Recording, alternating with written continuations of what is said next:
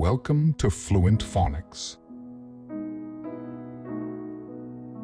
Today we will learn how to pronounce the word specifics.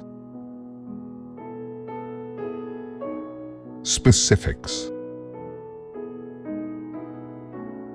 Specifics. Specifics.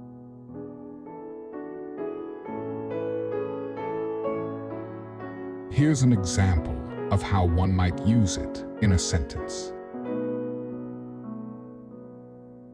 She provided me with the specifics of the project, including the deadline and budget constraints. Specifics refers to the precise details or information regarding a particular topic, including specific facts, figures, or requirements.